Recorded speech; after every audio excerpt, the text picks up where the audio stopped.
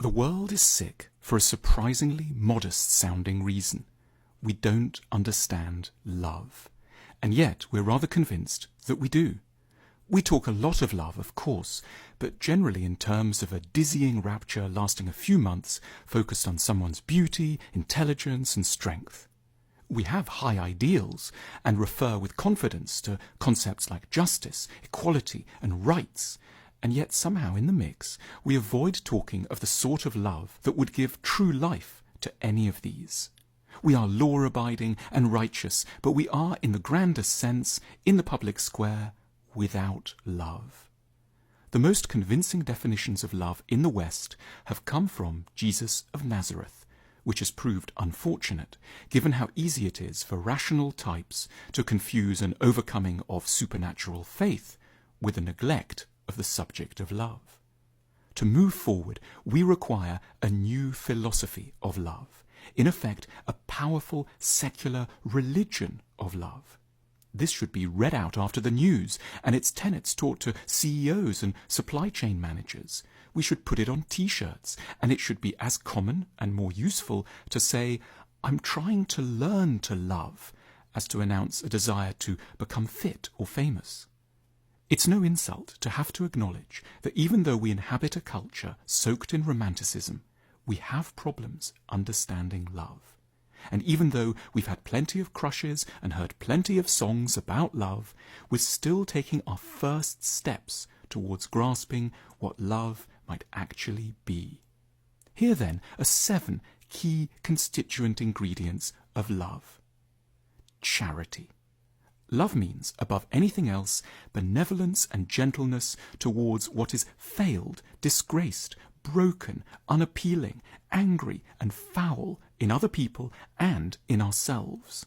Love isn't about an admiration for strength. It's about directing sympathy in a most unexpected direction, at what is messed up, lost, and in pieces, and at what we might hate, resent, and be frightened of. Anyone can express an interest in perfection. To love is to devote an active charity towards the mistakes and aberrations. One day we will all require the charity of others. In one way or another we'll be on our knees, and we will need people to look past our evident failings in a tender search for our deeply hidden merits. Imagination. To love with imagination is to look beneath the surface, where there may be rage, cynicism, brittleness, or transgression, and to picture the suffering and pain that got a person to this place. To love with imagination is to fill in the better reasons why others are behaving as they are. Imaginative love knows that we are all somewhere desperate. It seeks out that desperation and treats it with sorrowful gentleness. Kindness. There are so many fighters for social justice, so many people determined to make a better world.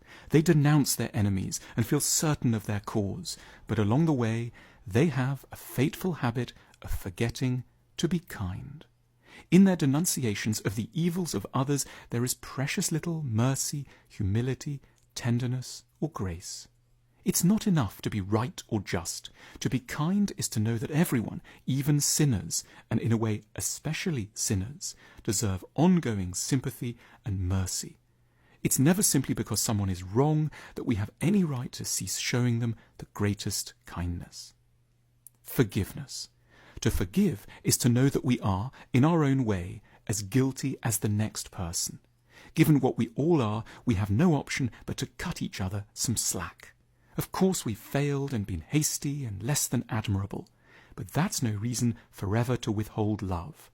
We learn to forgive when we are no longer self-righteous, that is, when we're brave enough to fathom the darker sections of our own hearts.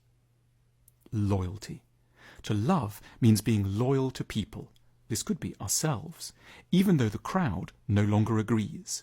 Outside, the mob may be jeering, but we continue on the same side with steadfastness and an unbudgeable, resilient faith.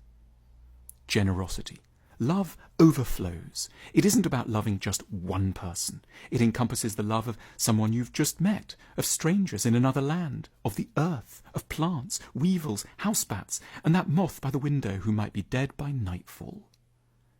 patience. We want others to meet our hopes right now, but true love means giving people the time to mature and develop, to go wrong, to wander in another direction, and not to shout at them, but to give them every chance to grow at their own pace towards their better selves. If we can believe wholeheartedly in some of the above, it won't matter who we vote for or what our cause is. We can count as part of what is helping. We should be almost done with romantic love by now. We should be setting our sights on the challenge of this sort of love. Yet it's not surprising if we're still only at the beginning. We're just starting on the path to being human.